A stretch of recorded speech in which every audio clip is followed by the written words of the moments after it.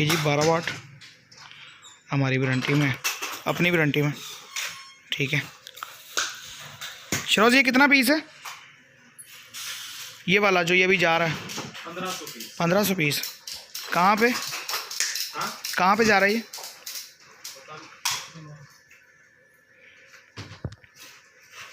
शहर का तो मैं नहीं पता, कि देखा नहीं अभी, डायरी नहीं देखी। डायरी में नहीं देखा, मैं देख के बताता हूँ। अच्छा, ये सीरियल कोड लगा हुआ ना इस पे? इस्लामाबाद जा रहा है जी, बिल्कुल। ये भाई हर बल्ब पे सीरियल कोड लगा है, ठीक है। ये अभी पैकिंग हो रही है, रेडी पीस, ठीक है। रॉ मटेरियल, और अभी एक नई एडिशन हुई है SMD की, स्पेशल अपडेट हम दे देंगे जल्दी से। ये सिल्वर की बॉडी है ये, ठीक है, सॉरी एलुमिनियम की है, जेन्युइन एलुमिनियम बॉडी है चाइना की।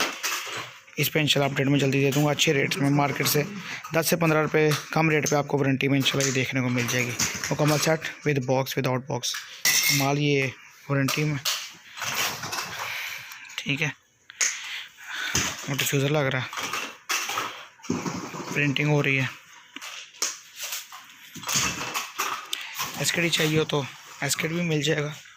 अच्छा, SMD में ये वाली बॉडी भी हमारे पास है, PBT के अंदर ये वाली बॉडी, ठीक है।